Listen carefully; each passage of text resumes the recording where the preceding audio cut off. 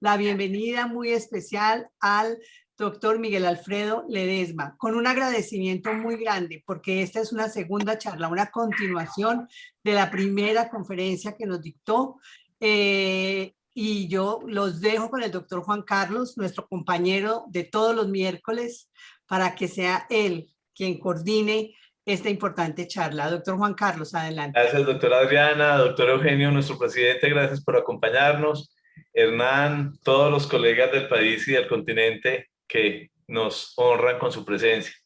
El doctor Miguel Alfredo Ledesma Chavarro es el notario primero del Círculo de Buga. El doctor Miguel Alfredo es abogado de la Universidad Santiago de Cali, tiene maestría en políticas públicas de la Universidad del Valle, muchas especializaciones, especialización en Derecho Penal y Criminología de la Universidad Libre de Cali, en Casación Penal de la Universidad de la Gran Colombia en Bogotá, en Derecho Notarial y Registral de la Universidad Externado de Colombia, en Argumentación Jurídica de la Universidad Autónoma de Occidente de Cali.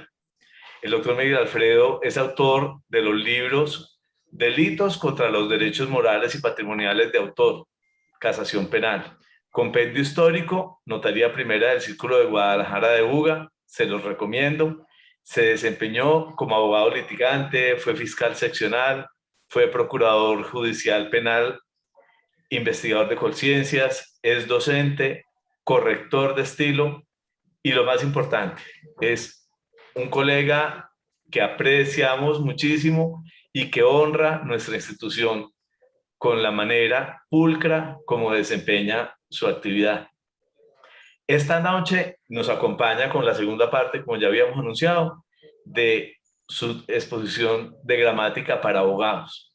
Recordemos que el notario del sistema de notariado de tipo latino es un asesor de las partes. Tiene la obligación de recepcionar directamente de los interesados o porque se lo pasen a través de una minuta, pero recepcionar cuáles son esas declaraciones de voluntad que las partes quieren perfeccionar a través de la escritura pública para redactarlas, dice nuestro estatuto, recogiendo los principios del sistema de notariado latino, para redactar en castellano, en un lenguaje jurídico sencillo y claro, procurando dar forma jurídica a esas declaraciones de voluntad, velando para que la escritura que redacta contenga los elementos esenciales, los elementos de la naturaleza y, por supuesto, los elementos accidentales del acto o contrato que los otorgantes pretenden perfeccionar. ¿Qué tal, nos libre Dios, que en una escritura de compraventa, por ejemplo, omitiéramos describir el bien objeto de negociación o que por error no incluyéramos el precio de ese contrato? El Código Civil nos dice que los elementos esenciales son aquellos sin los cuales el acto no existe o degenera en otro. Vuelvo y digo, ¿qué tal que en una mala redacción omitiésemos los elementos esenciales de ese contrato?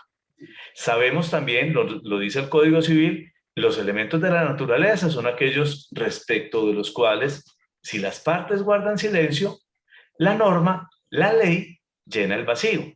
Y en el contrato de compra-venta, la obligación que tiene el vendedor de entregar la cosa vendida y de salir a su saneamiento constituye elemento de la naturaleza del contrato de compra-venta. Si por error, al redactar una escritura, omitiéramos decir que el vendedor se obliga a salir al saneamiento, no hay ningún problema porque esa obligación se le impone expresamente a la legislación. Entonces, el código llena el vacío de ese error de omisión que ojalá no incurramos nunca en él. Y los elementos accidentales, recordemos, se refiere a las circunstancias de tiempo, modo y lugar que las partes han determinado para el cumplimiento de sus obligaciones. Entonces, ¿cuándo, cómo, dónde se va a pagar el precio? ¿En qué condiciones o en qué situación se entrega el inmueble? Si el contrato se celebra teniendo el inmueble como cuerpo cierto o si la negociación se está haciendo por cabida, es decir, a tantos pesos por cada metro cuadrado o por cada hectárea de superficie que tiene el terreno. Bueno, eso lo sabemos todos. Esta introducción es simplemente para agradecerle al doctor Miguel Alfredo que hoy nos ayude desde esa óptica académica y con esa pedagogía que él maneja, a que todos nosotros, notarios, funcionarios de notaría, funcionarios de oficinas de registro de instrumentos públicos y abogados en ejercicio, tengamos presente que ese documento, la escritura, o ese documento, el acto administrativo mediante el cual se devuelve sin inscribir una escritura o se rechaza su inscripción, debe estar redactado, como lo manda nuestra legislación, en castellano. Y el castellano tiene unas formas, unas exigencias gramaticales que si nosotros recordamos con el cariño con que nuestras maestras de escuela nos enseñaron a formar las frases, sujeto y predicado. No me voy a meter en la conferencia de Miguel Alfredo, que es el experto.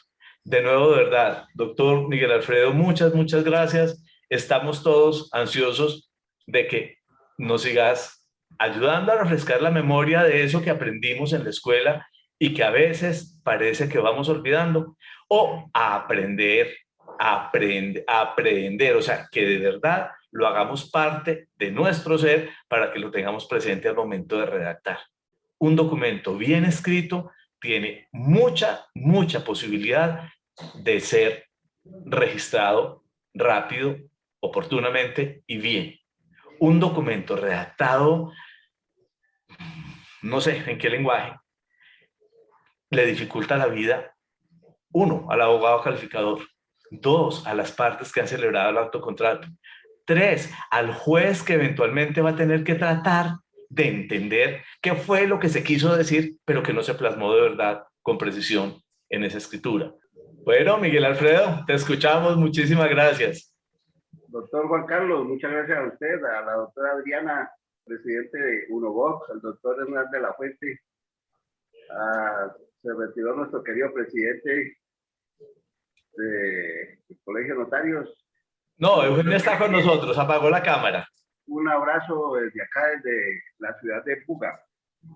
Bueno, la idea es, en la charla, retomar algunos elementos de lo que dejamos la vez anterior y continuar con, aquí yo tengo con la ficha número 210.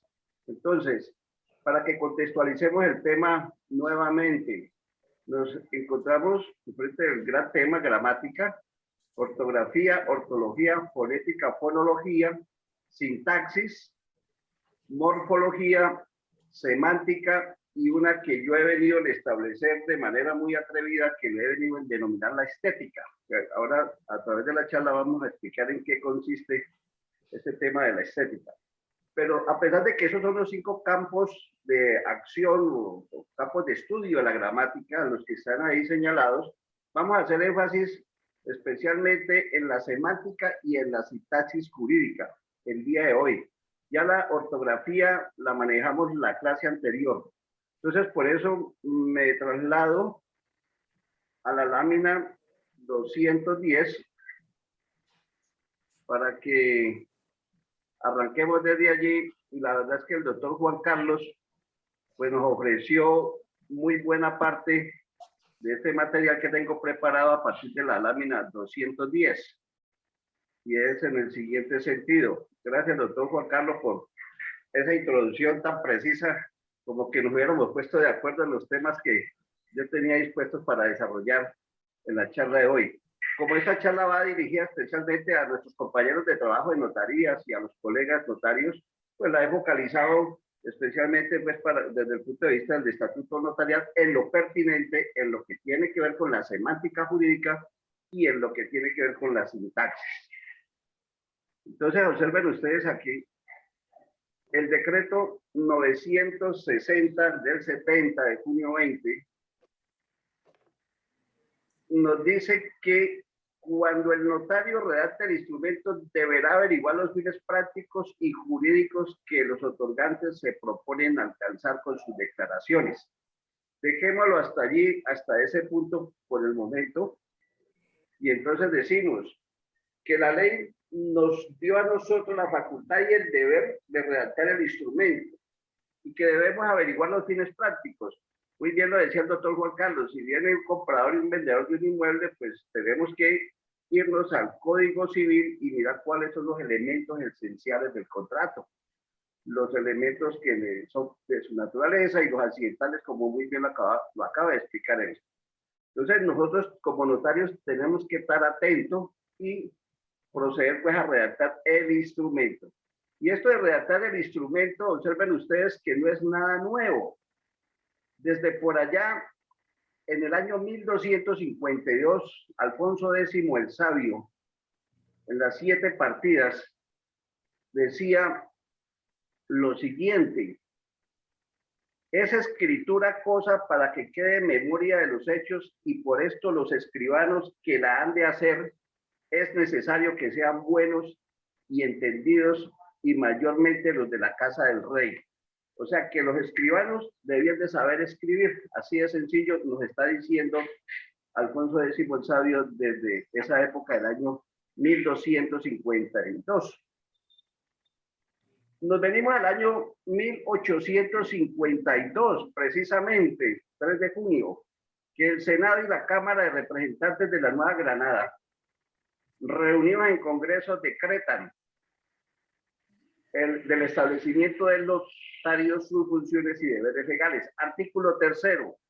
Para ser notario se necesita ser ciudadano en ejercicio y saber leer y escribir correctamente, o sea, observando las reglas de ortografía, de sintaxis, de morfología, la fonética, es decir, saber gramática, en otras palabras, los 5 campos de estudio de la gramática que acabamos de ver.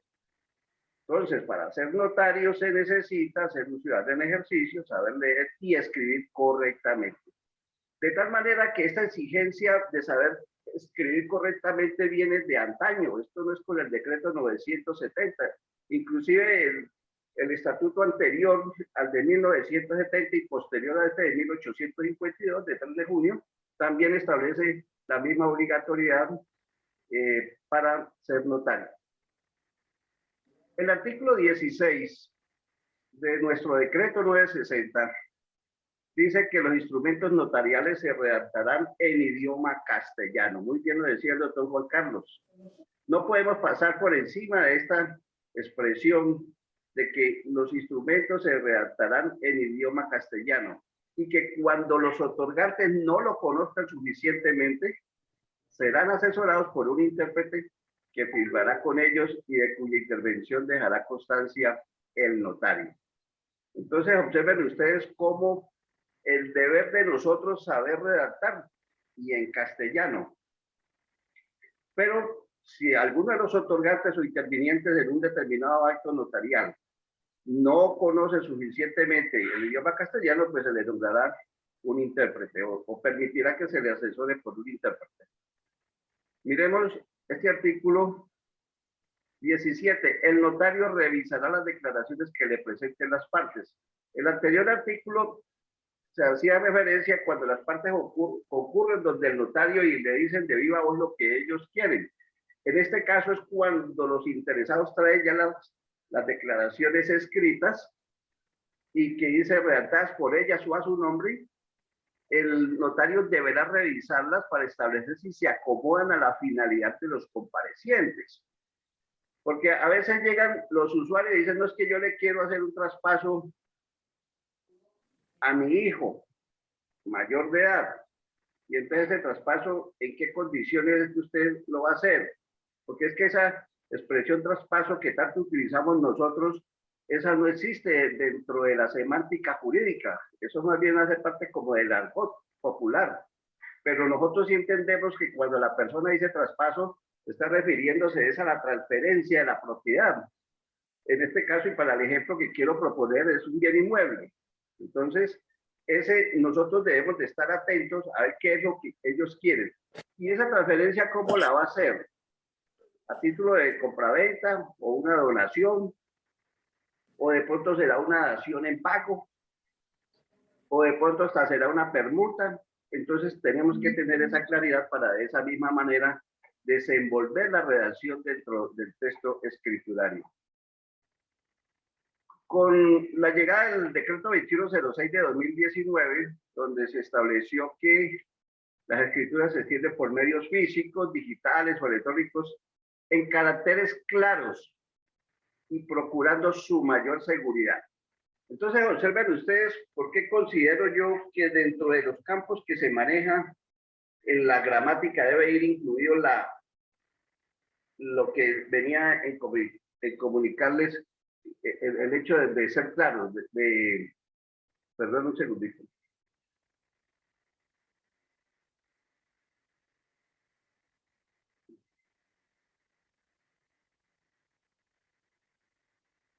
La famosa estética. Y cuando hablo de estética me refiero a la estética material. ¿Por qué me refiero a la estética material? En relación con este artículo que estamos mirando, que dice caracteres claros. Porque tenemos que ubicar un tipo de letra o lo que denominan en sistemas una fuente muy clara. No vamos a poner, y un tamaño adecuado además, ¿no? La misma Superintendencia de Notariado nos ha dicho cuál es el tipo de letra que debemos emplear al momento de imprimir, de escribir y de imprimir una escritura. ¿De qué tamaño, el tipo de letra, el espaciado? Todo eso hace parte de la estética material del texto. Y en ese sentido, en la medida en que esto venga claro, mucho más fácil lo vamos a comprender.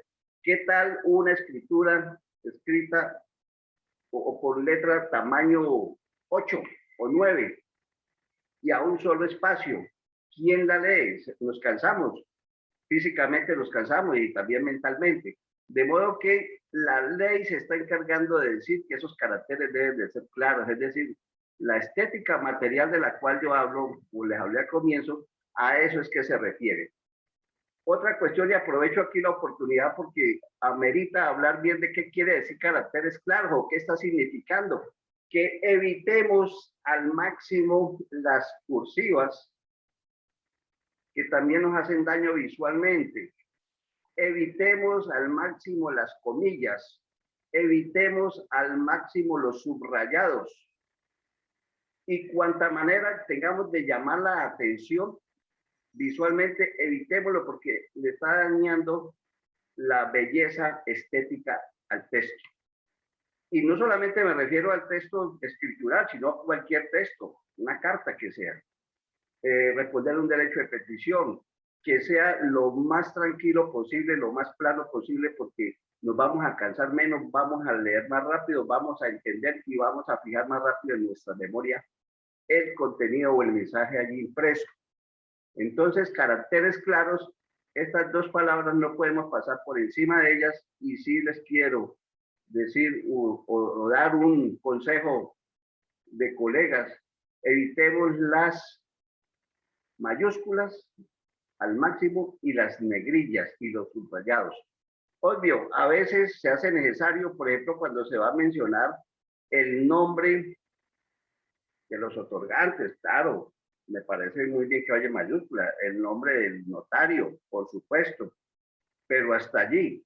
Lo demás va en lo que se denomina en ciertos medios, se denomina las altibajas, o sea, en mayúsculas y minúsculas. Si es el nombre de una ciudad, pues la primera letra es mayúscula, las demás en minúscula. No vamos a colocar todo en mayúscula, que porque el nombre de la ciudad donde yo ejerzo pues es importante.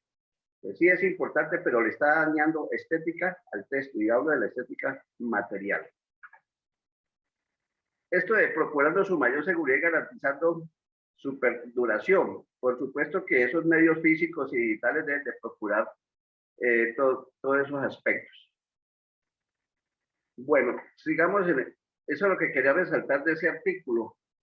El artículo 19. Las cantidades y referencias numéricas se expresarán en letras y entre paréntesis se anotarán las cifras correspondientes. Este artículo 19 me ha llamado la atención poderosamente, porque si nos vamos a tener al sentido literal de él, tal como está allí, todo lo que venga en número, que tengamos que escribir en números en una escritura, también tenemos que escribirlo en letras, lo cual me parece exagerado. Y allí sí tenemos que mirar esto con un poco de recelo y no llegar a ese extremo. ¿Por qué? Porque ustedes se supone cuando vamos a describir el antecedente de la adquisición de un inmueble y que se dice que el vendedor adquirió mediante escritura 1950, entonces va el número y en letras, del 3 en letras y números, de tal fecha, de tal año. Entonces se nos va a volver un tema muy complicado. Y cuando vamos a escribir, por ejemplo, el número de matrícula inmobiliaria, que para aquí, para la ciudad de Buga es el 373, o sea, 373. Entonces, ¿cómo lo escribo? 373 o 373, guión y el resto de dígitos se vuelve demasiado complicado. Por eso pienso que esto no lo podemos coger y aplicar así a rajatabla este artículo 19, sino tener una cierta mesura. Estas cantidades y referencias numéricas son importantísimas cuando se va a hablar, por ejemplo, del precio del inmueble y del saldo. Entonces se dice 10 millones de pesos en letras y entre paréntesis en números 10 millones. O me parece también saludable las áreas de los inmuebles. Pero todas las cantidades que podamos escribir en escrituras, llevarlas a letras, me parece complicado. Ustedes imagínense describiendo los números del NIC de las personas jurídicas que intervienen allí en ese acto escritural. Pues nos vamos a gastar un poco de tiempo, muchas páginas, etcétera, etcétera, y no vamos a ser claros a la hora de la verdad. Entonces, este artículo 19 me parece que sí hay que tomarlo con cierta distancia.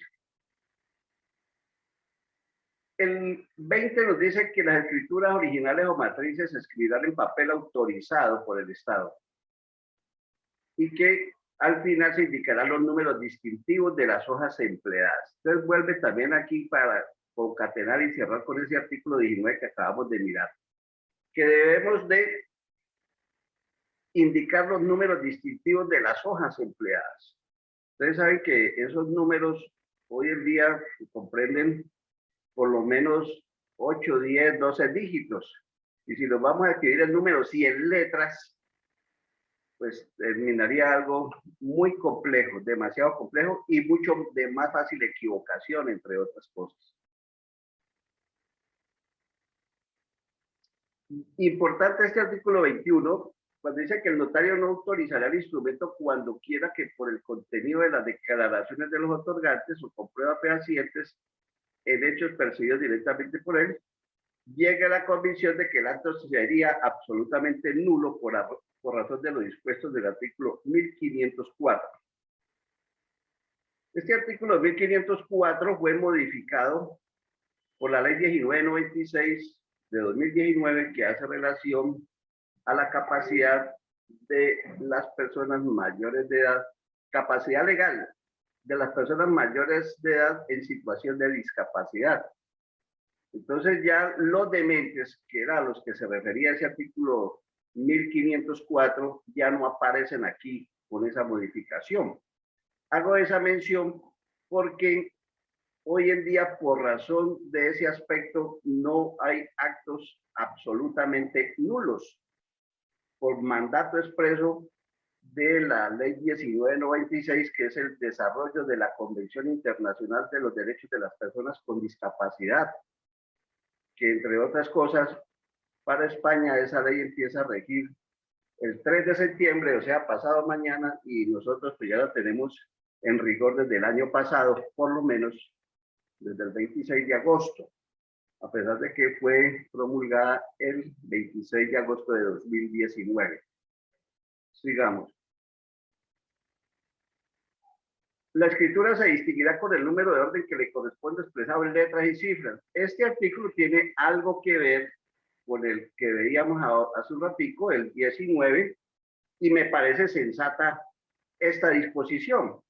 Bueno, vale, que lo escribamos en letras y en números, para que haya una mayor concordancia o seguridad, por lo menos.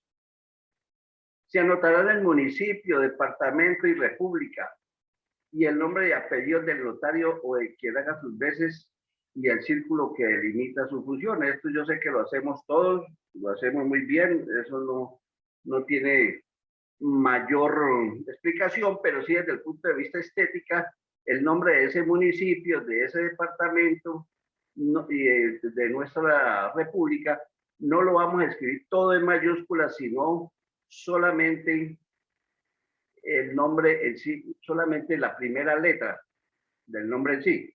Entonces, si yo voy a decir municipio de Guadalajara de Buga, la M de municipio va en minúscula.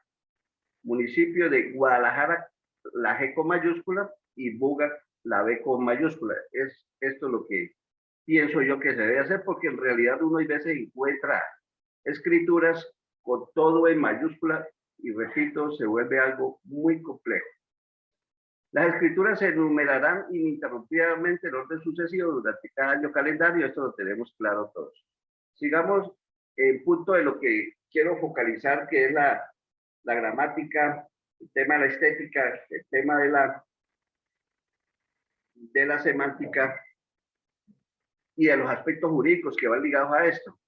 La identificación de los comparecientes se hará con los documentos pertinentes. Importantísimo esto. La identificación de los comparecientes. Aquí la identificación no solamente es el número de cédula, sino el nombre de esa persona, cómo la identifican, cómo la llaman. Entonces, vamos a escribir el nombre tal cual como está en la cédula. Tal cual como está en la cédula. Si yo soy de apellido Ledesma y en mi cédula está el Ledesma, pues hay que escribirlo con Ledesma y no con S, perdón, y no con Z, como suele ocurrir muchas veces, ¿no? Escribirlo tal cual como está en la cédula, así no vamos a tener problemas. Allí hay unas dificultades de carácter visual que uno observa con ciertos nombres de algunas personas, que sí que son complejas su escritura. Este nombre, Giovanna. Giovanna lo escriben con G, con V, con doble N, con Y, con una N, otros escriben con, otras escriben Giovanna y otras Giovanna, etcétera, etcétera. Entonces, considero que se debe escribir tal cual como está en la cédula, así a mí no me guste, o así yo diga que eso está mal escrito. La palabra John, el nombre John, en inglés lo correcto es J-O-H-N, pero nosotros en español escribimos J-H-O-N. Entonces, vamos a escribirlo como esté en la cédula, así nos parezca un horror. Ese punto importantísimo, este del artículo 24. Así no vamos a tener problemas a futuro, que nos devuelvan la escritura, que vamos a tener dificultades con ese usuario, que corrija aquí, corrija allá, y se vuelve, es un complique, ¿no? Ustedes, yo creo que a todos nos ha pasado eso. Sigamos. Las declaraciones de los otorgantes se redactarán con toda claridad y precisión, de manera que se acomoden lo más exactamente a sus propósitos y a la esencia y naturaleza del acto o contrato que se celebra. Ya lo empezó a decir el doctor Juan Carlos con mucha autoridad, de académico y de notario que es. Hay que entender qué es lo que quieren exactamente los comparecientes y redactar eso con toda claridad y precisión. Entonces, ya les daba un ejemplo hace algún rato.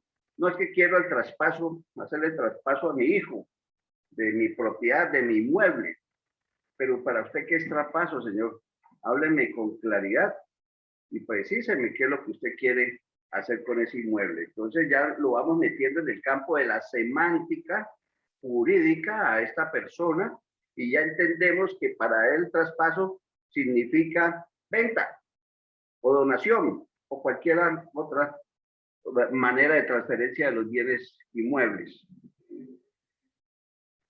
Bueno, esto es lo que quiero que quedara claro en materia de notaría, y nos vamos a meter en otros temas, pero de otras áreas se puede decir, pero igual todo relacionado con la gramática. Todo lo relacionado con la gramática. Y este punto de lo conciso y de lo preciso y de lo claro sí que es complicado. Y observen ustedes, les voy a mostrar ahora cómo los legisladores de muchas épocas yo creo que no solamente de Colombia, sino de muchas, de muchos países, se preocupan y nos están diciendo a toda hora que hay que escribir de una manera clara, precisa, concisa y relevante. Nos lo dicen, pero cuando vamos a escribir precisamente hacemos lo contrario. Eso nos pasa a todos y tenemos que empezar a hacer el ejercicio y hacer el cambio. Miren ustedes, por ejemplo, el Código General Disciplinario, la Ley 1952 de 2019, que después de tantos traspiés para empezar a funcionar, entiendo que ya este año está en vigencia. Dice ese artículo 231, el contenido del fallo, un resumen de los hechos. Este resumen suena mucho a que tiene que ser algo breve, conciso. Lo conciso es lo escrito con pocas palabras, pero con un mensaje adecuado y un mensaje claro. Eso lo vimos la vez anterior. Miren ustedes este otro artículo 221 del Código General del Proceso. La recepción del testimonio se sujetará a las siguientes reglas. El juez interrogará al testigo acerca de su nombre, apellido, edad, domicilio, profesión, ocupación. Aquí voy a hacer un paréntesis, porque en notaría suele suceder para ciertos actos que uno pregunta la profesión y entonces le dicen a uno, no, independiente. La verdad yo no entiendo esa profesión, cuál es independiente. Yo no sé si usted la conoce. Ocupación, independiente. Independiente. Y entonces esa no es ninguna profesión, ni oficio, ni ocupación. Entonces, profesión, por ejemplo, abogado, médico, docente, ocupación, taxista o en oficios varios, todavía le valgo, ¿no? O sea, la gente a veces, hay veces que en lo independiente lo he entendido que quiere decir que es un comerciante independiente. Entonces, su ocupación es comerciante. Ya. Y esto tiene sus efectos a la hora, por ejemplo, en el caso judicial para la valoración de un testigo. O sea, si el tema que se va a hablar es de accidente de tránsito y el señor es un taxista, o sea, ocupación taxista, pues seguramente el juez le va a tener más credibilidad en su deponencia si está hablando de un caso, por ejemplo, de accidente de tránsito, ¿no? Por eso es importante en esos casos conocer a qué se dedica esa persona. Dice, a continuación el juez informará sucintamente al testigo acerca de los hechos objeto de su declaración. Sucintamente lo resalto. Aquí sí pues que valga el resalto y la negrilla, ¿no? ¿Por qué? Porque el legislador está diciendo, señor juez, usted no le vaya a hacer una exposición completa de los hechos a ese yo, porque además lo embolatan. Simplemente dígale sucintamente sobre qué versará su declaración. Veamos este otro caso. Del artículo 344 del Código General del Proceso, lo que tiene que ver con los requisitos de la casación. Aquí sí que requerimos ser claros, precisos,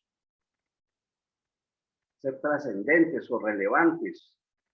Y allí he colocado en mayor tamaño las expresiones que quiero que ustedes visualicen, porque es que en este artículo 344 está parte de la esencia de esta charla, o está la esencia de esta charla. La designación de las partes, una síntesis del proceso.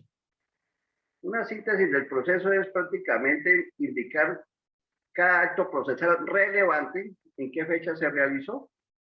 Ejemplo, la fecha de la presentación de la demanda, de la admisión, de la contestación, la fecha en que se decretan pruebas, la fecha de las prácticas de las pruebas, del testimonio fulano, sutano, pero muy sintético. Y es más, yo pienso que se puede hacer a través de una tabla, ¿no? Esta síntesis del proceso para que al magistrado cuando le llegue el caso, pues él rápido pueda hacerse un mapa mental y así resolver más rápido el caso que se le pone encima de su escritorio. Entonces, una síntesis del proceso de las pretensiones y de los hechos en materia del litigio. Esa demanda debe contener una formulación por separado de los cargos contra la sentencia recurrida, con la exposición de los fundamentos de cada acusación en forma clara, precisa y completa. y con sujeción a las siguientes reglas. Tratándose de violación directa, el cargo se circunscribirá a la cuestión jurídica sin comprender ni extenderse a la materia probatoria. ¿Esto por qué lo dice el legislador? Porque si la situación es de mero derecho, usted no tiene por qué ir a cuestionar las pruebas, porque las pruebas que se han dado tienen que aceptarse como las han valorado los jueces de instancia. Tienen que aceptarse tal cual. Y lo que se va a debatir es un aspecto de carácter sustancial meramente más no probatoria, porque si se va en materia probatoria, entonces ya no sería violación directa de la ley sustancial, sino una violación indirecta. En caso de que la acusación se haga por violación indirecta, aquí lo dice el legislador, no podrán plantearse aspectos fácticos que no fueron debatidos en las instancias. Cuando se trate de un error de hecho, se indicarán las normas probatorias que se consideren violadas, haciendo una explicación sucinta. Volvemos aquí al tema.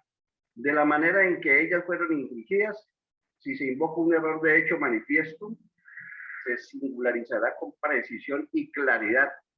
Mire estas expresiones, precisión y claridad en un mismo artículo 2 veces. Pero tan redundante el legislador. Yo pienso que no.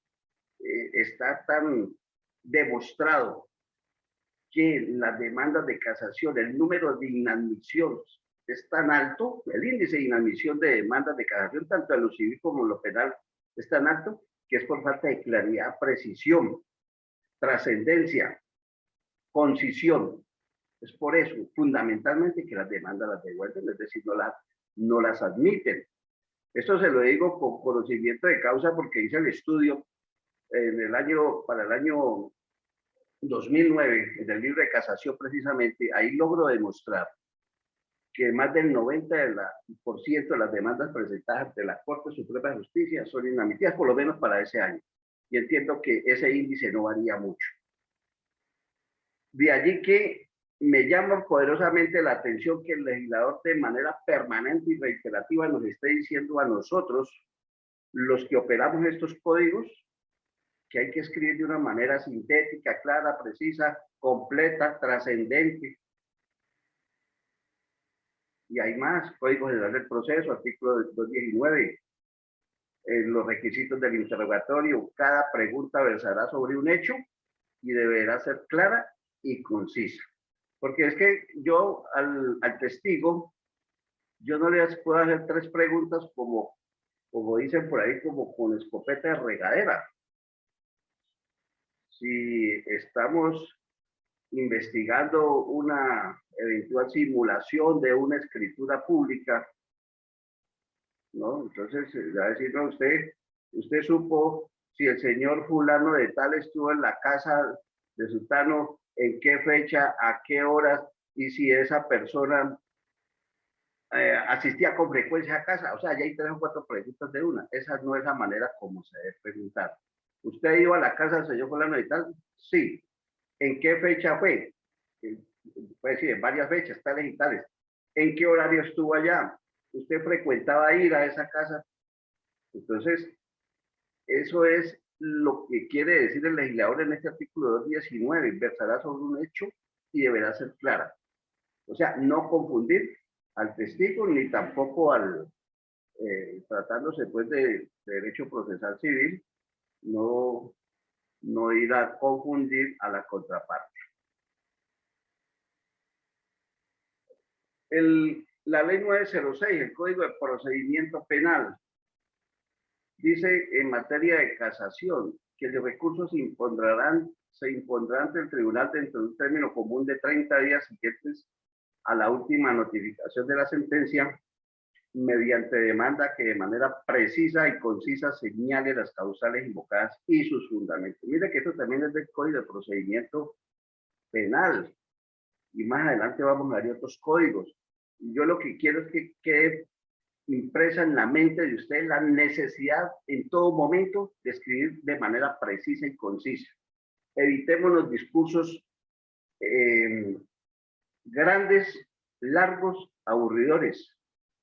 Creo que les dije en la conferencia anterior, en Europa la Unión Europea ha implementado, sobre todo para los casos de contenciosos administrativos, que la demanda contenciosa administrativa no puede superar 30 páginas. Le pone límite, espacios, punto y medio, arial 12 puntos, márgenes 3 centímetros por cada lado. O sea, usted no se puede extender más de ahí porque si no la demanda se la devuelven. En otras palabras, el portero del edificio del Palacio de Justicia no se le deja ingresar. Si se va a pasar un carácter más, porque esa ya es una norma prácticamente. Aquí en Colombia, ojalá la establecieran. El problema es que allá la han impuesto para los abogados, pero no se los han autoimpuesto en las cortes, ni la judicatura. Es probable que más adelante se llegue hasta allá.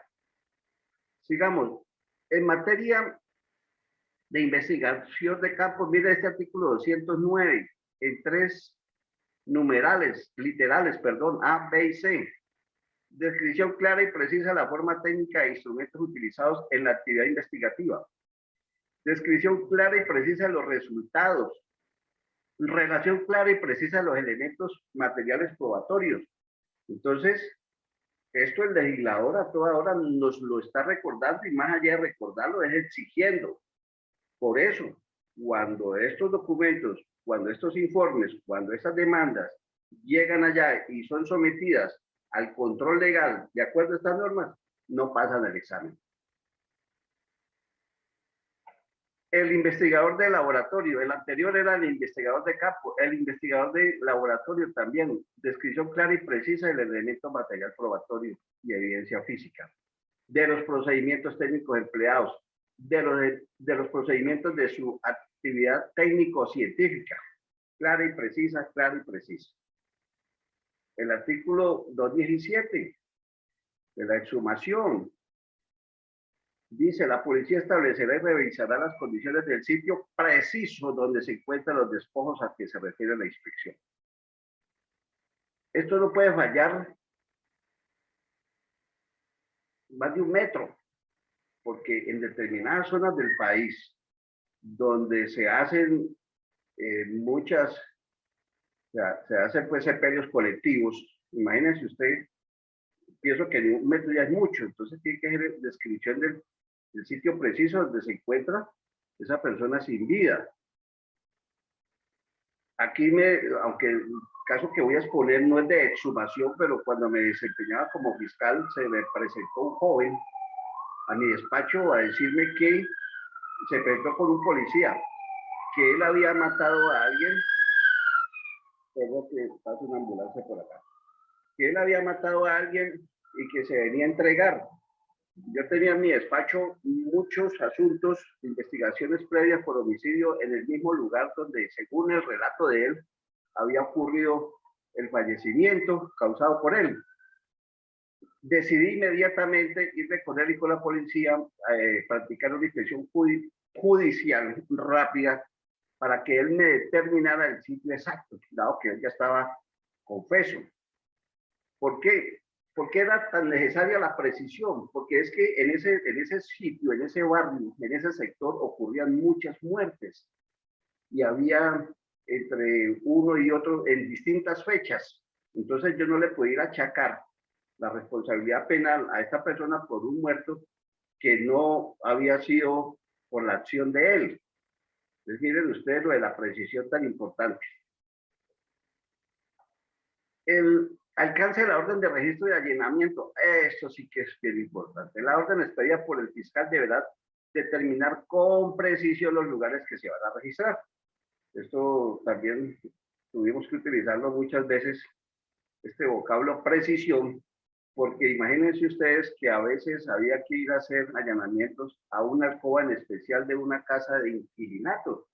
Entonces no podíamos ir a allanar las 10 o 15 habitaciones, que eran 10 o 15 familias distintas, y no todas estaban susceptibles de estar cometiendo un determinado delito. Entonces había que determinar con precisión cuál era la alcoba que se iba a allanar.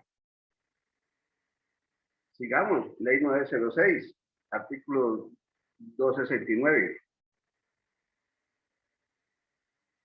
La solicitud deberá contener de forma separada con claridad y precisión las preguntas que relacionan con el elemento material probatorio y evidencia física entregada se requiere que responda el perito o peritos previa a la investigación y análisis de la que corresponda. ¿Esto por qué? Porque el abogado que está demandando un determinado caso debe ser muy concreto con el perito a la hora de presentar alguna petición con alguna cuestión de criminalística, ¿no?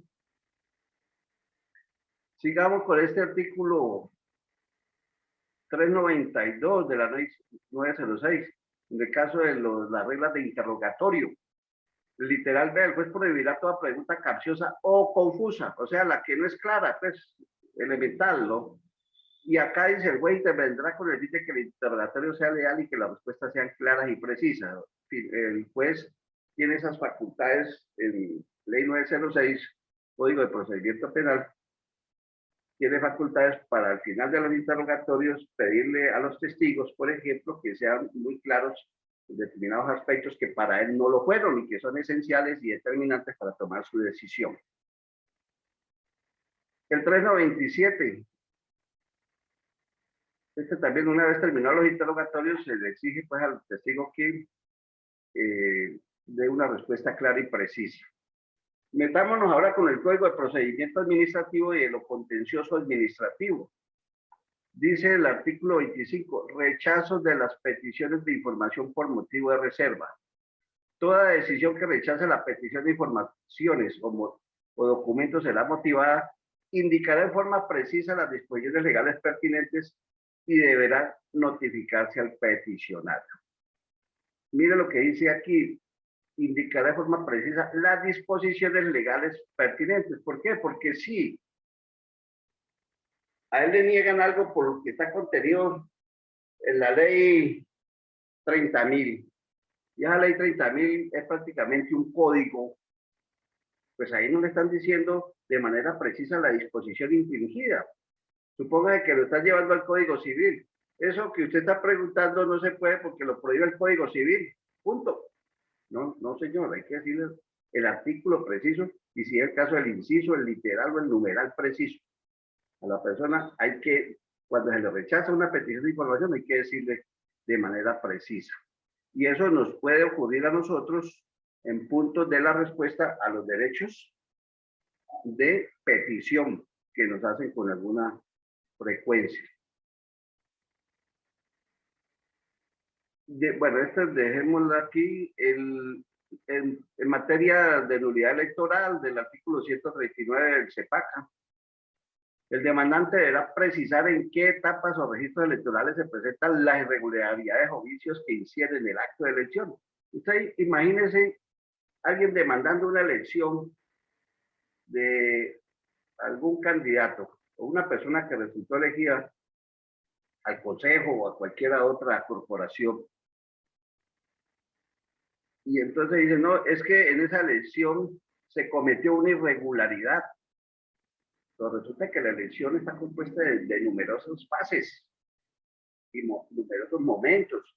Entonces hay que explicarle a este juez que va a resolver esa demanda, explicarle de manera precisa dónde se cometió la irregularidad. El artículo 262, toda demanda deberá dirigirse a quien sea competente y contendrá lo que se pretenda, expresado con precisión y claridad. Las varias pretensiones se formularán por separado, con observancia de lo dispuesto en este mismo código para la acumulación de pretensiones. Sigamos con más precisión. El 163 del CEPACA, cuando se pretenda la nulidad de un acto administrativo, este se debe individualizar con toda precisión. Imagínense que aquí el legislador ya no dice que es con precisión, sino que es con toda precisión. Tiene que quedar libre de duda de cuál es. Y pienso que lo dice así el legislador porque quizás en la práctica se presentaron muchos casos y muchísimos en donde usted sabe que, por ejemplo, en materia laboral, a 1.000 trabajadores, a cada uno de ellos le producen un acto administrativo y que haya esa confusión y cualquiera de ellos va y demanda con un número que no corresponde o que le dieron a él la resolución que es, pero cuando él la va a presentar para una determinada demanda, se equivocó en el número. Y entonces ya estaríamos hablando de otra resolución y no de la de él. Entonces, por eso el legislador aquí se esfuerza por decirle, mire, tiene que irles con toda precisión. No basta que sea con precisión, sino con precisión mayúscula. El proceso especial para la nulidad por inconstitucionalidad del artículo 184 se paca. Dice, se le concederán 3 días de demandante para que proceda a corregirla señalándole con precisión los requisitos incumplidos. Volvemos al mismo tema. Aquí tenemos este recurso de revisión. Deberá indicarse de manera precisa y razonada en la causal invocada. Bastante, ¿cierto? Bastante. En el artículo 262, requisitos del recurso. El recurso extraordinario de unificación de jurisprudencia deberá contener la relación concreta, breve y sucinta de los hechos en litigio, la indicación precisa de la sentencia de unificación. ¿Qué es lo que sucede? Que muchas veces nosotros cuando estamos escribiendo nos olvidamos de estos conceptos, porque a nosotros o a algunos de nosotros por lo menos nos enseñaron a escribir largo, nuestros maestros nos enseñaban así y así nos quedamos nosotros y somos la mayoría, pienso yo. Yo estoy últimamente en este proceso de transformación y de autocrítica, porque es que no podemos seguir escribiendo de una manera tan larga que cansa. Y aquí les voy a presentar a ustedes precisamente unos casos en donde podemos ver de qué manera podemos transformar esto o empezar a transformarlo. Observen ustedes aquí.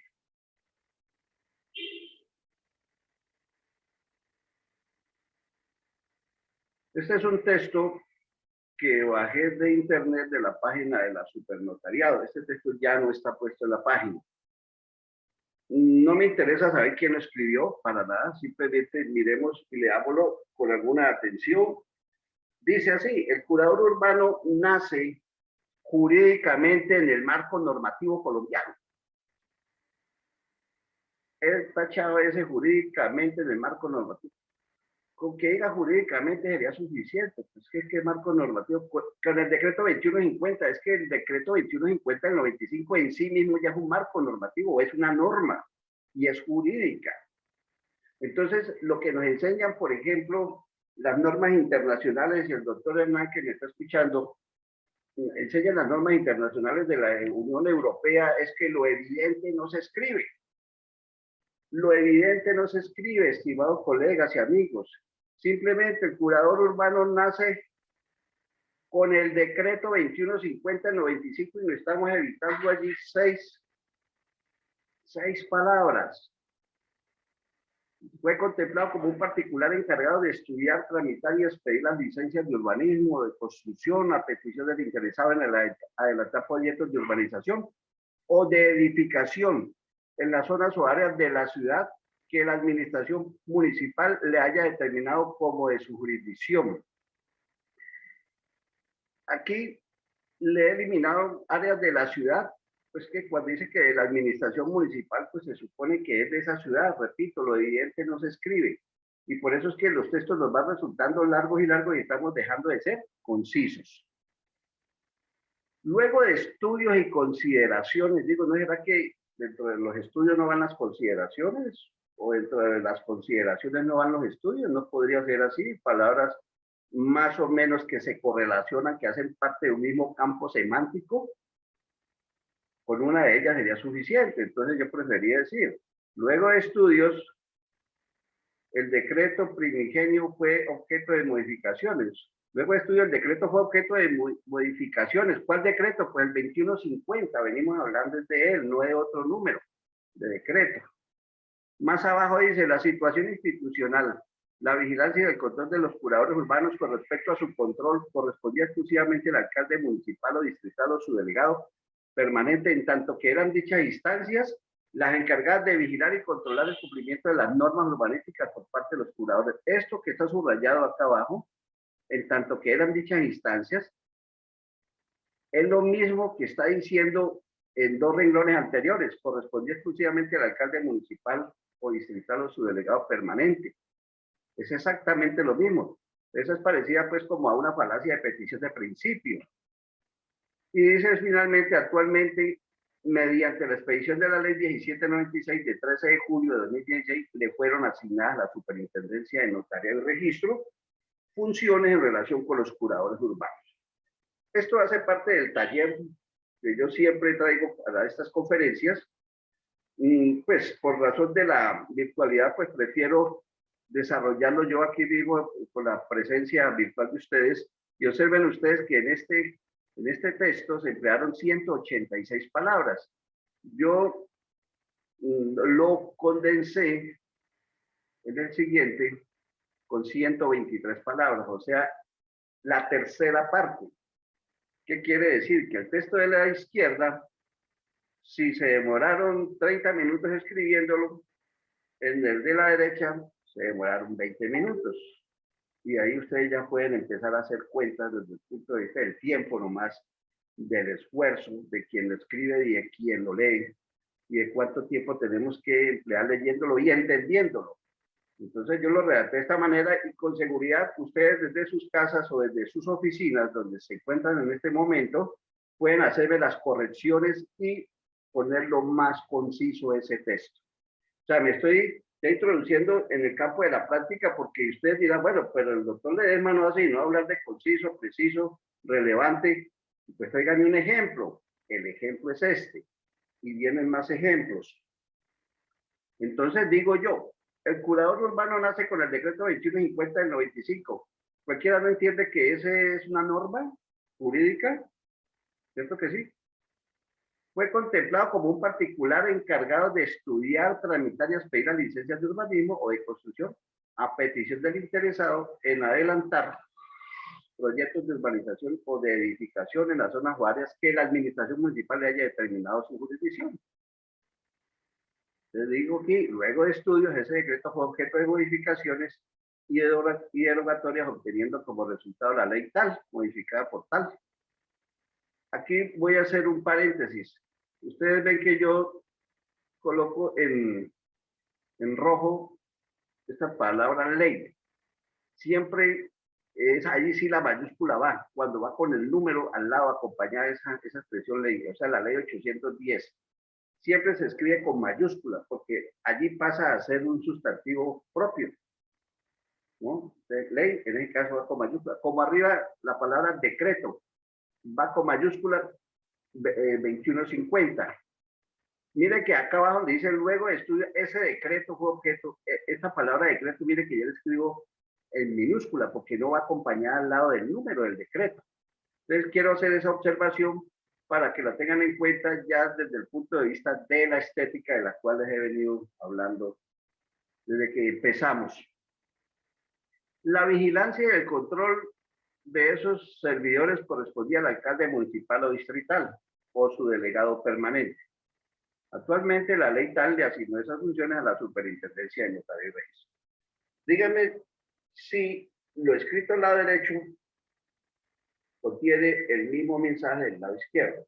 O sea, el mensaje no se ha modificado en nada, pero es más conciso del lado derecho y mucho más fácil y más rápido para leerlo y más fácil para entenderlo.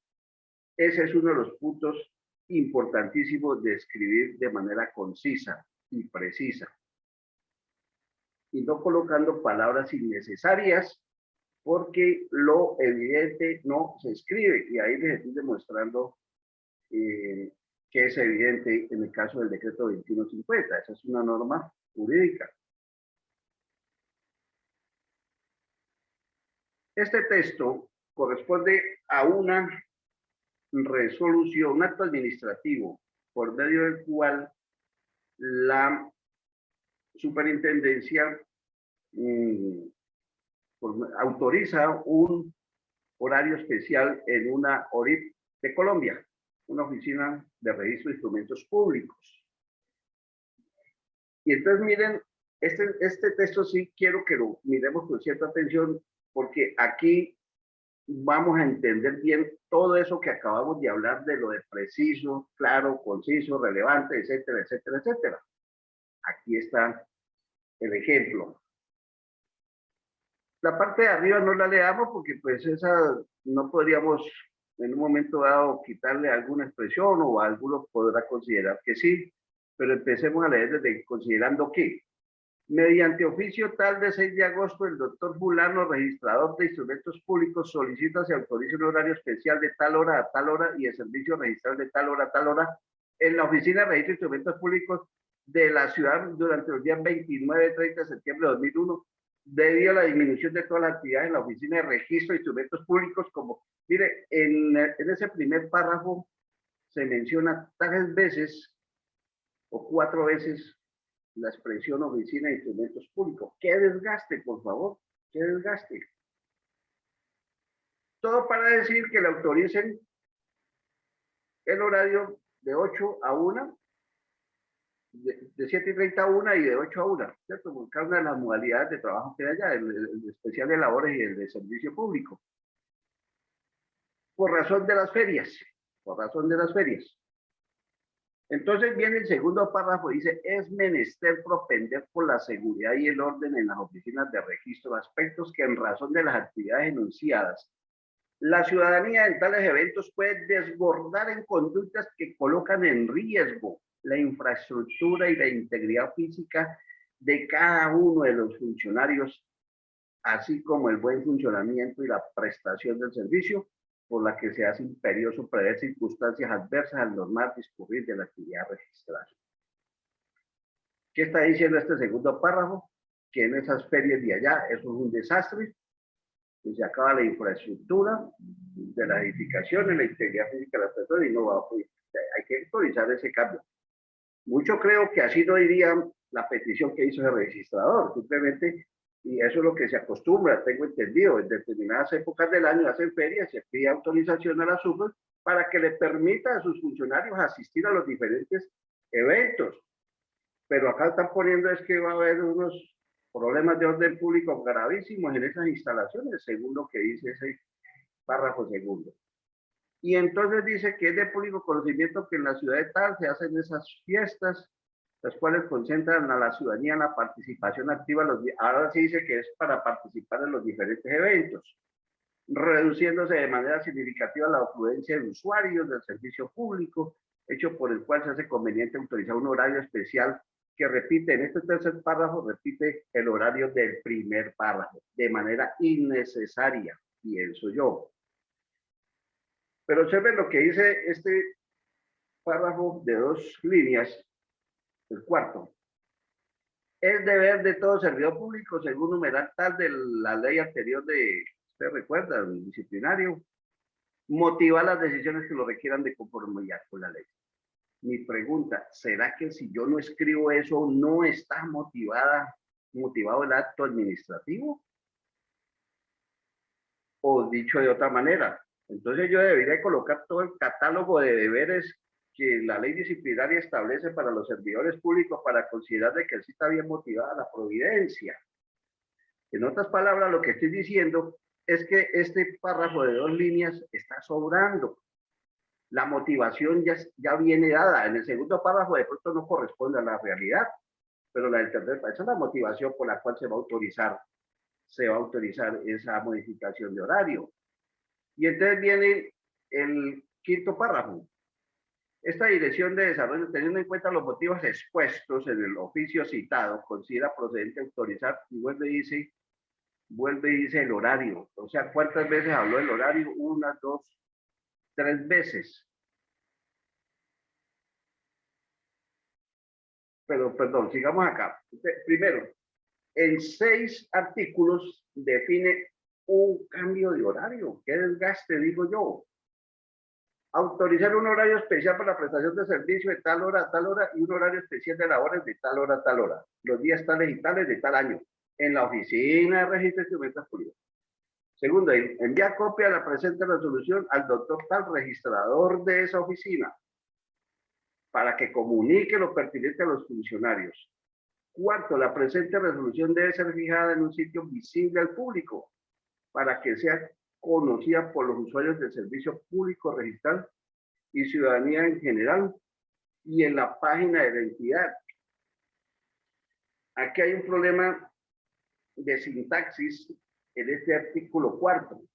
¿En qué sentido? En la organización de las ideas, de las frases, porque la resolución va a ser fijada en sitio visible al público para que sea conocida por los usuarios y ciudadanía en general. Y en la página web, como quedó por fuera de eso, entonces, ¿para qué la página web? Entonces, el orden de esa disposición no debe ir así. Ahorita miramos cómo debiera de ir. Artículo 5. El señor registrador velará por el cumplimiento tanto del horario especial para la prestación de servicios como el de labores. ¿Para qué ese artículo 5? Eso es una función que tiene que cumplir, así no lo diga esta resolución. Pues si él mismo está pidiendo que le den ese horario y se lo están otorgando, pues por razón de haber jurado él cuando se posesionó, pues está en obligación de cumplir ese horario. O sea, este es un desgaste, este artículo 5. Y esta resolución rige a partir de la fecha. 670 palabras en esta resolución. Entonces pregunto yo, acá dice la misma resolución en 306 palabras, o sea, menos de la mitad. Y empieza que mediante oficio tal, el señor tal, el registrador de la Oficina de Registro de Instrumentos Públicos, en adelante, ORIP, ¿cierto? Es la sigla con la que estamos nosotros acostumbrados a entenderla. Y desde que yo diga en adelante ORIP, cada vez que una persona encuentre esa sigla ORIP, pues va a entender que la Oficina de Registro de Instrumentos Públicos solicita se autorice un horario especial de tal a tal hora. Viene el razonamiento de eso, es decir, pues que en esa ciudad se desarrolla durante los días tal, la tradicional feria, la cual concentra la ciudadanía. Trate de tomar las mismas palabras de la matriz como para acomodar y como para pensar que no le voy a cambiar el sentido. Y mire usted, resuelve establecer los siguientes horarios de trabajo y de atención al público en la ORIP, tal. Horario, lunes a viernes, jornada continua, el de trabajo y el de atención al público, en 2, 4 renglones, suficiente para entender con claridad cualquier persona cuál es el horario especial. Y aquí quiero hacer un paréntesis. Procuremos en lo posible, como en este caso, hacer las tablas, como la que está allí, la que ustedes ven a mano derecha. Horario, lunes a viernes, jornada continua. Facilito, cualquiera llega al mensaje, lo entiende y le quedó claro. No hay que leer 2 o 3 veces el artículo referido a esta modificación de horario. Y miren, el orden en que digo yo se debió construir ese artículo 4, porque yo reduje solamente esto a 3 artículos. Enviar copia de esta resolución al registrador principal de la ORIP para que la comunique a los funcionarios y fijarla en un sitio visible al público y en la página web. ¿Y para qué era que se fija? ¿Ustedes para qué piensan que se fija esa resolución al público? Pues para que la conozca el público. Entonces volvemos a lo mismo, lo evidente no se escribe. Pues ¿para qué se fija al público? Pues para que la conozca el público. Y si está cumpliendo el fin de estar informando, pues qué necesidad hay de decirlo. Entonces, nos vamos llenando de palabras los documentos, le ponemos más palabras y más palabras, y llegamos a este caso, que de 670 palabras la bajamos a 306 palabras, y yo estoy seguro que ustedes, como yo, convenimos en que el texto del lado derecho tiene el mismo mensaje que el del lado izquierdo, con la diferencia simplemente de tamaño y de pronto de claridad. Ese es un ejemplo, pues, otro ejemplo más de lo que es la claridad, la concisión y la relevancia. En punto de la relevancia, en el lado izquierdo dice es deber de todos, servidor público, motivar las decisiones. ¿Escribir eso es relevante? ¿Será que si no lo escribo, entonces ese acto administrativo es nulo o inexistente o ineficaz? O entonces yo, registrador, no lo cumplo porque no dice eso. No, se cumple el fin con el párrafo tercero, que ahí no está motivando. ¿Por qué motivo se está autorizando el cambio de horario? Entonces tenemos que pensar en eso. Sigamos.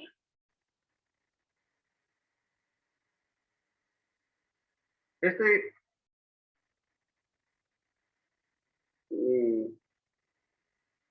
aviso me lo encontré ya cualquiera en internet y dice En la ANTV regulamos el servicio público de la televisión.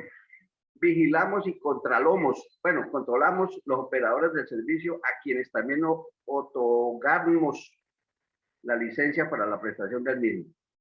Este es prácticamente un titular y mire cómo estamos escribiendo. No decimos controlamos, sino controlamos. Y no decimos otorgamos, sino otorgamos.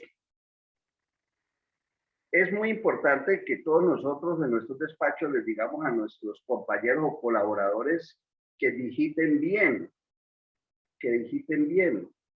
porque una palabra mal digitada puede traer problemas graves.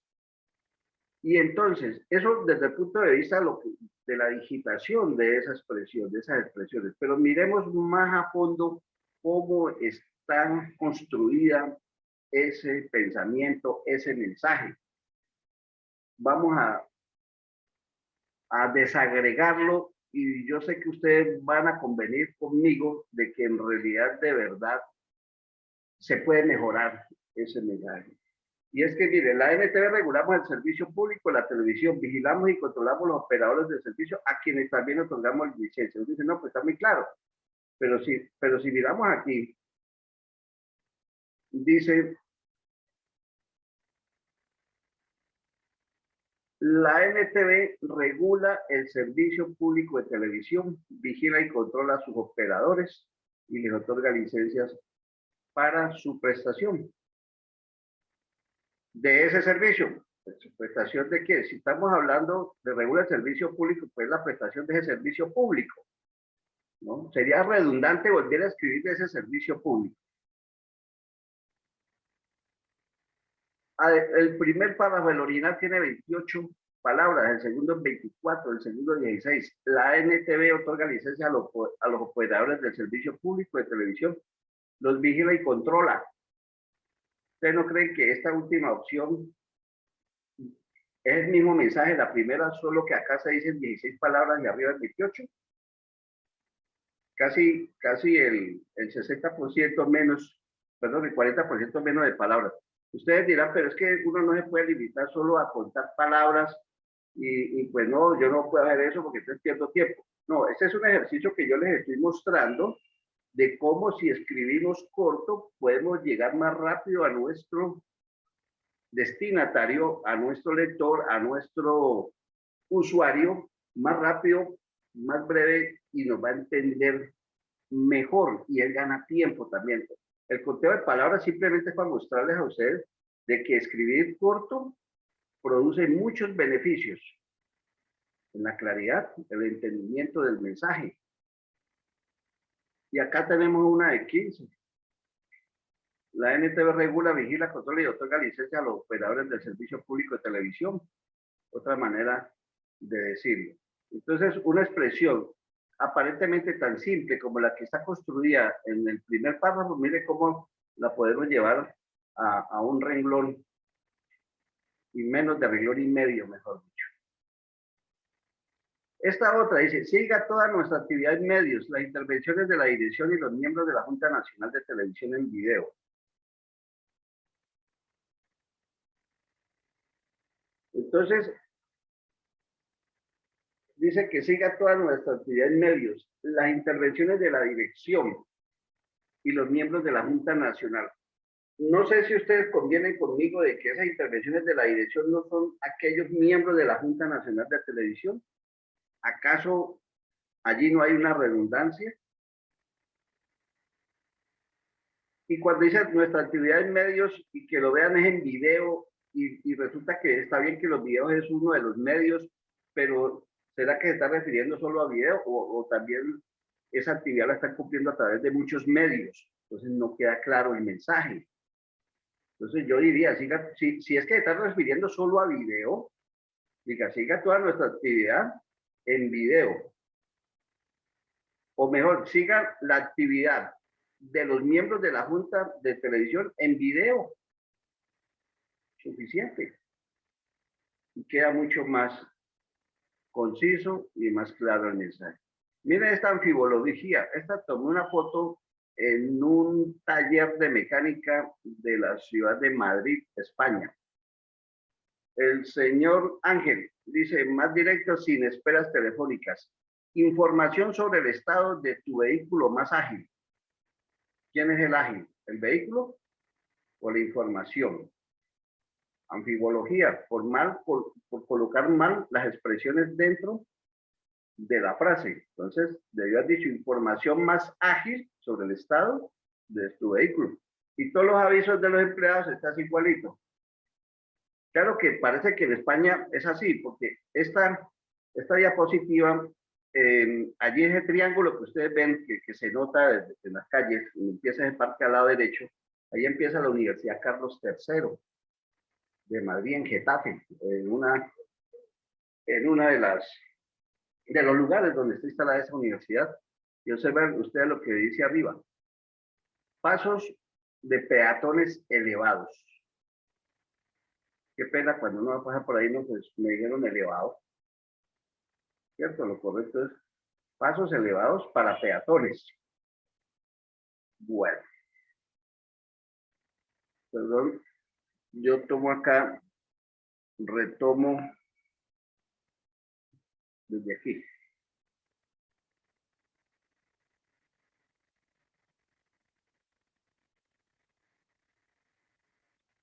Este documento que ustedes ven allí en sus pantallas es la respuesta a un derecho de petición que hizo un usuario a mi notaría o a mí como notario.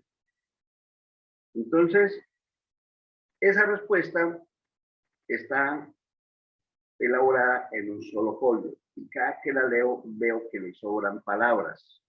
Yo quiero compartírselas a ustedes para que lleguemos al punto ya de la práctica de cómo se puede y se debe y se puede escribir de una manera concisa, sin cambiar el mensaje y sin ponernos a botar mucha corriente jurídica, que a veces también nos cansa. Nosotros, pues yo sé que todos ustedes y nosotros sabemos los temas jurídicos, conocemos la jurisprudencia, sabemos el sentido de la misma, conocemos documentos internacionales, etcétera, etcétera, etcétera.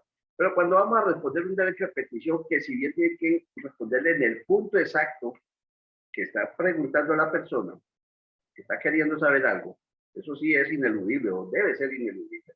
Lo que sí es que busquemos que sea lo más corto proceso, lo más corto que podamos. Cuando hagamos la lectura, ustedes van a decir, no, pero es que aquí le sobraron tales y tales palabras y con seguridad que ustedes van a tener razón. Sino que ese es el ejercicio. Y yo quiero aquí compartirles. Señor Andrés, apoderado del señor fulano, recibe un respetuoso saludo al tiempo que le estoy, ahí me faltó decir, dando respuesta, ¿no? No, al tiempo que le doy respuesta a su derecho de petición, presentado el 30 de mayo de 2019. 2 puntos. En otra época yo hubiera dicho presentado el 30 de mayo, en los siguientes términos. En los siguientes términos, 4 palabras, sobran. ¿Por qué? Porque si después de 2019 yo escribo 2 puntos y arranca con intenta, pues intenta es lo siguiente. Entonces lo evidente no lo escribo. Vuelvo con ese punto para que no se olviden, por favor. La Unión Europea así nos está haciendo esa recomendación. Intenta usted que este notario declare la nulidad del matrimonio civil contraído por su mandante fulano con la señora tal en tal fecha en esta notaría, por cuanto dicho ciudadano había contraído otro matrimonio de carácter religioso con la señora tal en tal parte. Entonces usted observe que en esos 4 renglones estoy sintetizando los hechos de la petición y también sintetizando de una vez la pretensión, que es lo que él pretende con ese derecho de petición. Cuando yo le digo, le estoy diciendo, intenta usted que este notario declare la nulidad, esa es su petición, ¿no? En esas palabritas. Yo había podido omitir, intenta que este notario declare la nulidad del matrimonio y el mensaje sigue sosteniéndose muy claro, ¿no? Sigue sosteniéndose muy claro. Y entonces ahora viene el por qué le niego. En primer lugar, permítame expresarle que el mecanismo del derecho de petición no sustituye un procedimiento que por ley está reservado a la rama judicial, como se desprende del contenido numeral tal de la ley tal. O sea, Código General del Proceso. Palabras más, palabras menos. Código General del Proceso. Él como abogado tiene que ir a leer qué es lo que dice ese artículo, porque parece que no lo leyó desde que trajo esa petición acá. Y en segundo lugar, los notarios no tenemos facultades jurisdiccionales según se cogita en la sentencia tal. ¿Por qué no le copio y pego lo que dice esa sentencia? Porque yo le estoy diciendo la esencia de lo que dice la sentencia. ¿Qué es lo que dice la sentencia? Que no tenemos facultades jurisdiccionales. Si él quiere ahondar más, ¿por qué no las tenemos? Pues sí le toca ir a leer esa sentencia que se supone yo ya la leí. Pero le estoy señalando a él dónde está la fuente del fundamento de esta respuesta a su derecho de petición. Entonces le digo, por las dos razones expuestas, una de carácter legal y otra de orden jurisprudencial proveniente de la Corte Constitucional Colombiana, no es posible que un notario decrete la nulidad del matrimonio civil pretendida en su derecho de petición. Así las cosas, con este ejemplo les estoy demostrando a ustedes que se debe escribir conciso. Y ustedes me pueden decir, y sería válido, allí le sobran muchas palabras, podía quitarle 10, 20, 30, con seguridad le pueden quitar y el mensaje se sostiene. Y se le está dando una respuesta cabal a esta persona, una respuesta correcta. Mire que hablando de normas que lo veíamos que en el CEPACA decía que hay que decirle con precisión a la persona la disposición legal. Aquí está un buen ejemplo de eso que hablábamos ahora rato. Numeral primero, artículo 22, ley 1564 de 2012. Si yo le hubiera dicho la ley 1564 de 2012, pues la verdad es que es una respuesta flojonga la que yo le estaría dando. Porque el decreto, porque la ley 1564 de 2012 tiene más de 620 artículos. Y ahí sí sería un desafuero de mi parte si lo mando a que lo lea todo el Código General del Proceso para que él descubra que por ahí en el artículo 22, numeral primero, es donde yo le tenga la respuesta precisa y exacta. Entonces, sí es mi deber decirle exactamente la norma que regula en este caso esta respuesta. Y el número de la sentencia, porque yo le digo la sentencia C1159 punto, pues resulta que sentencias C1159 pueden haber muchas, porque que yo sepa, esa numeración empieza del número 1 cada año. Entonces ahí está el ejemplo, estimados colegas y amigos, de un intento por escribir conciso, pienso que es claro, ustedes juzgarán, escribir lo relevante, no traje a copiar y pegar lo que decía la jurisprudencia, ni siquiera la parte pertinente. Pues si le estoy diciendo que eso dice la jurisprudencia, que no tenemos facultades jurisdiccionales, pues ¿qué más le puedo explicar allí? Distinto es que sea un punto controversial, etcétera, etcétera, que haya necesidad de ahondar un poco más, pues se podría hacer, pero en este caso no era tal situación. El 24 de mayo pasado, presenté una tutela contra el Consejo de Estado por una demanda que estoy adelantando desde hace muchos años, cuando yo me desempeñaba como procurador por ciertas sumas de dinero que de acuerdo a mi abogado se me adeudan. Y entonces, en esa tutela está escrita en una página y media, de tal manera que el Consejo de Estado, yo creo, los magistrados de esa sala de decisión o sección o subsección, de acuerdo al decreto 333 de 2021, me imagino que los magistrados se demoraron 1 o 2 minutos o 3 minutos leyendo la tutela porque no se demora más.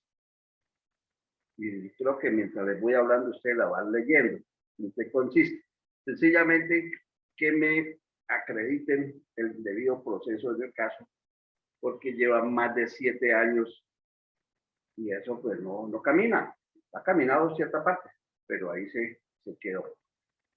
Entonces, en 443 palabras formulé la tutela. Y entre otras cosas, yo les digo a ellos que ustedes saben en qué consiste la violación al debido proceso. Yo soy un ciudadano común y corriente. Ustedes son los que saben de esa normativa nacional e internacional. Ustedes son los que saben la jurisprudencia nacional e internacional, la doctrina, etcétera, etcétera. Ustedes son doctos en eso desde el Palacio de sus Inteligencias. De modo que eso le corresponde sí es a la judicatura, pero en sede de tutela estoy hablando, ¿no? En sede de tutela. Entonces yo simplemente muestro los hechos.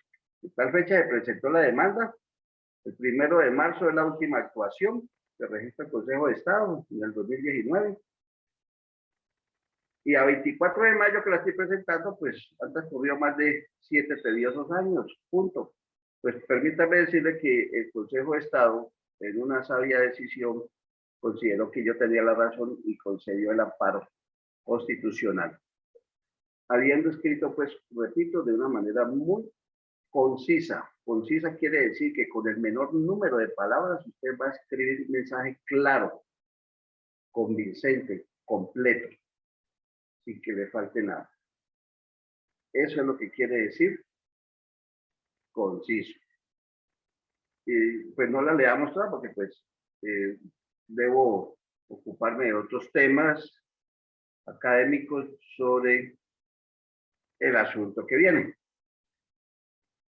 Este es un extracto de una providencia de la Corte Suprema de Justicia, Sala Penal, en donde un abogado de la Defensoría Pública está formulando una demanda de casación en un caso X. No interesa el caso, sino de la manera como escribe él, y que eso le mereció a él pues un reparo bastante, un requerimiento muy fuerte de parte de la Corte Suprema, porque voy a tratar de leer a ver si ustedes me entienden, pero dice así: con la intervención de la señora fiscal número tal de conocimiento a las penales municipales recurridas ante ustedes de 4 años de internamiento y multa, dados la no aplicabilidad del sustituto penal de la prisión domiciliaria a favor pedida por esta instancia e introducida dentro de los parámetros de la ley penal vigente por este memorialista que ante la satisfacción ejerce la defensa técnica con actos de decoro lejos de solicitud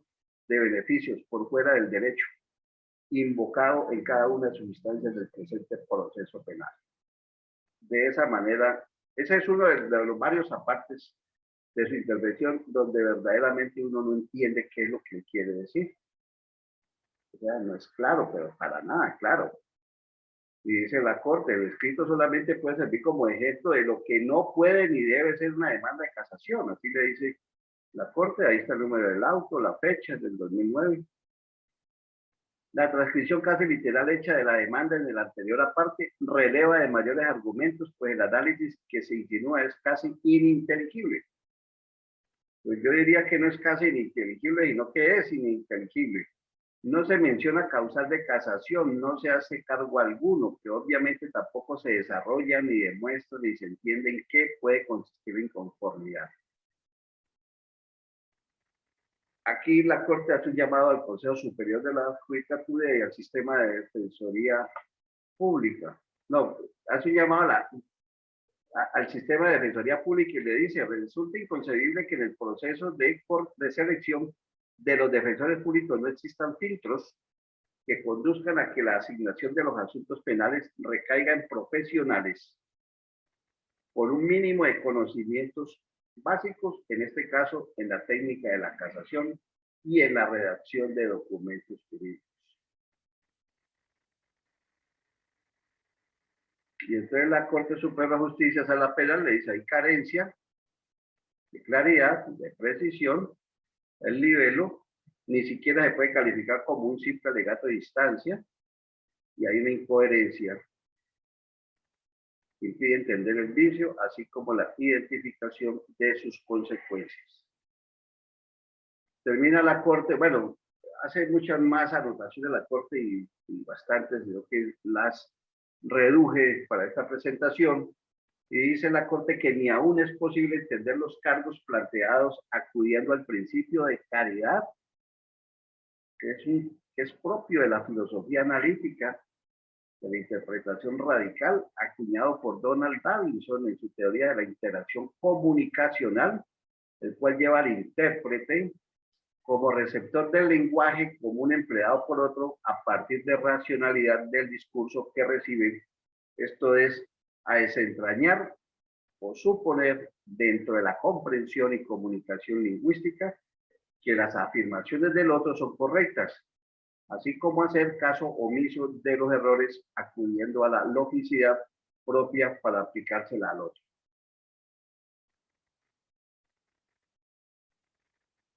Sigamos con el tema de lo conciso, de lo relevante, de lo preciso, de lo claro, de lo coherente.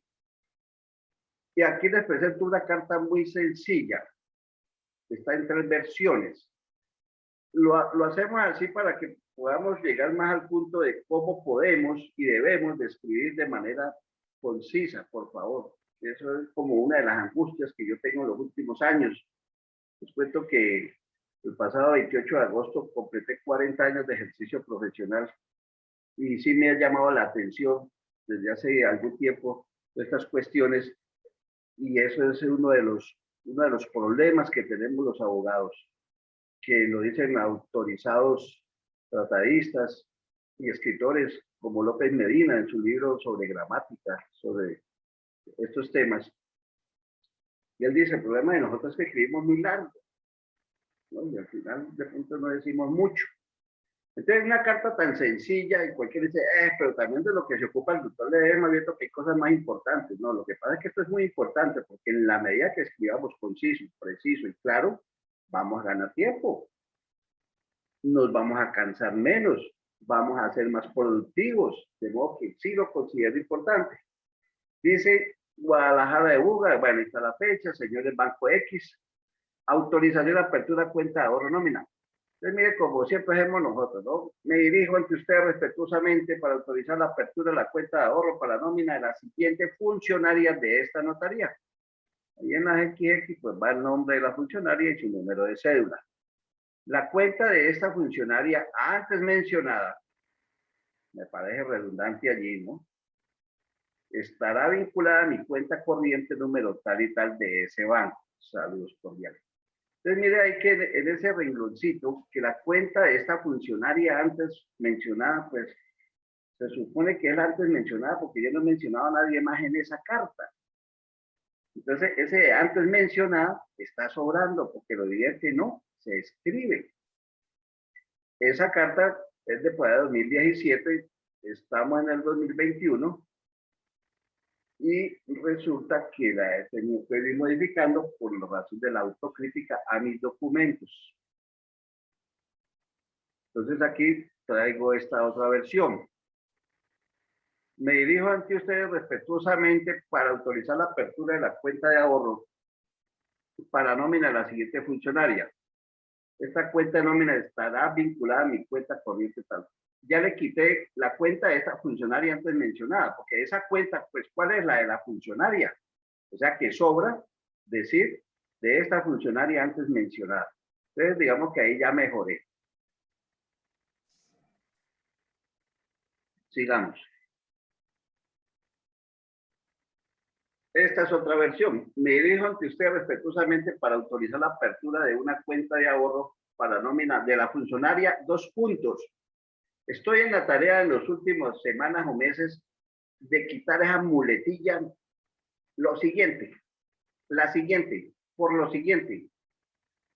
Yo voy a reemplazar de ahora en adelante ese siguiente, esa expresión siguiente, por los 2 puntos. Entonces, miren ustedes aquí en esta tercera versión.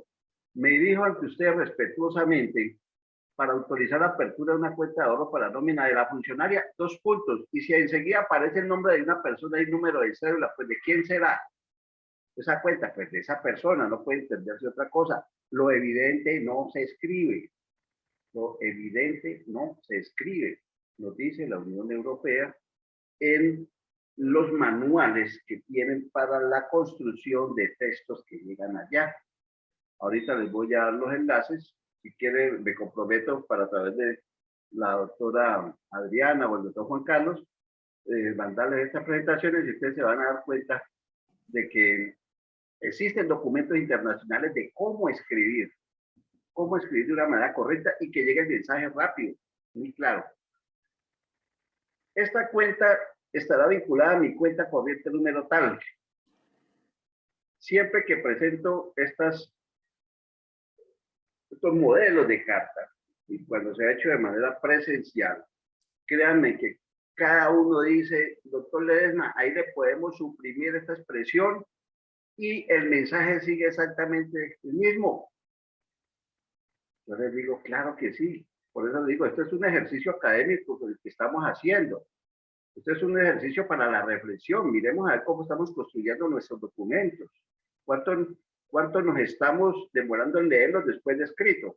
Claro, en una conferencia que hice sobre este tema allá en el Ministerio de Justicia hace 3 años, me dijo un asistente, doctor Ledesma, lo que pasa es que escribir conciso es muy demorado. Cierto, es muy demorado. Es más fácil escribir extendido que escribir conciso. Uno se va a demorar más.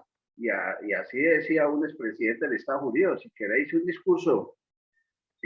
discurso corto, tienes que darme 4 o 5 días para elaborarlo, pero si queréis un discurso extendido, de una vez, venga, lo puedo exponer, ¿no? O sea, escribir corto es muy difícil, pero tenemos que empezar, hagamos el compromiso nosotros mismos. Yo lo he venido haciendo y yo sé que todos ustedes pueden y son capaces y lo necesitamos además. Escribir corto produce beneficios inmensos, inmensos, inmensos. Tampoco ese sentido telegráfico pues tan escaso. No, porque pues hasta allá tampoco, ¿cierto? Ustedes recuerdan del telegrama, ¿no? Que caribesos, ¿no? Abracadabra y unas expresiones que eran un poco de abreviaturas, porque en ese tiempo, miren ustedes, en ese tiempo cobraban cada palabra, no recuerdo cuántos centavos, para poner un mensaje de una ciudad a otra. Y, por ejemplo, la palabra definitivamente, las terminadas en mente, las cobraban doble. Entonces uno ya no decía definitivamente y no definitiva. Y ya el que leía ya entendía que tenía que ponerle mentalmente, ¿no? El destinatario de ese mensaje. O sea que escribir corto tiene sus beneficios. Sigamos aquí. Aquí viene el uso del por qué. Del por qué. ¿Por qué?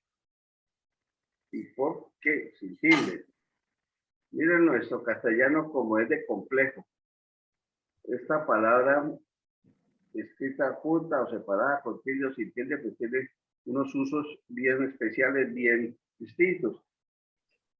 El por qué junto es un sustantivo masculino que equivale a causa, motivo, razón.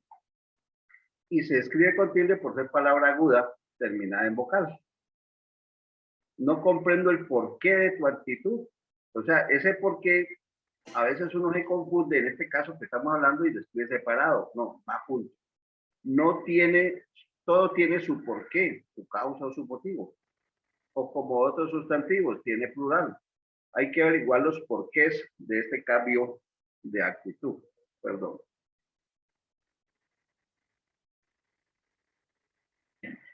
El porqué unido es una conjunción átona. O sea, no lleva tilde. Razón por la cual que se escribe sin tilde. Puede usarse con 2 valores. Como conjunción causal para introducir oraciones subordinadas que expresan causa, caso en que puede sustituirse por locuciones de valor así mismo causal como puesto que o ya que. No fui a la fiesta porque no tenía ganas. Que equivale a decir ya que no tenía ganas. La ocupación no es total porque quedan todavía plazas libres. ¿Por qué no viniste? Porque no tenía ganas. Cuando tiene sentido causal incorrecta su escritura en 2 palabras. Como conjunción final, seguida de un verbo, es subjuntivo con sentido equivalente a para qué. Hice cuanto pude porque no terminar así. Hice cuanto pude porque no terminar así. Bueno, se trata, este por qué, este lo manejamos muy bien, pienso yo, casi todos o todos, Se trata de la secuencia formada por la preposición por y el interrogativo o exclamación que. Palabra tónica que se escribe con tilde diacrítica para distinguirla del relativo que, ¿no? O el que galicado, y de la conjunción que. Introduce oraciones interrogativas y exclamativas directas e indirectas. ¿Por qué no viniste a la fiesta? No comprendo por qué te pones así. ¿Por qué calles más bonitas pasamos? Bueno. Y porque puede tratarse de la siguiente secuencia. La preposición P va el pronombre relativo que. En este caso es más corriente usar el relativo como artículo T-puesto. Este es el motivo por que te llamé o por el que te llamé, que a veces uno habla en esos términos. Los premios por los que competían no resultan muy atractivos. Bueno, ahí están ya los diferentes usos de esta expresión. Estas rayitas que ustedes ven ahí, estos cuadritos, los tomé del libro de un autor español, Casani, barcelonés, llama La cocina de la escritura, llama el libro, lo encuentran en PDF en internet, y entonces él nos dice, nos hace estas 4 presentaciones de párrafos, párrafo A, el B, el C y el D, que la forma correcta o la extensión de los párrafos debe ser como figura aquí en esta parte B que estoy señalando con el cursor, que esa es la forma correcta. En la C, párrafos de 2 o 3 renglones permanentemente no se deben de hacer. O en una página solo 2 párrafos o un párrafo tampoco. Ahora, cualquiera me dirá, no, pero es que, ¿por qué Gabriel García Márquez escribe una novela en un solo párrafo? Bueno, es que esas son situaciones de enunciación distintas, ¿no? Hay que tener en cuenta eso, que lo hablamos la vez anterior. Dependiendo dentro de qué situación estemos hablando, así mismo será.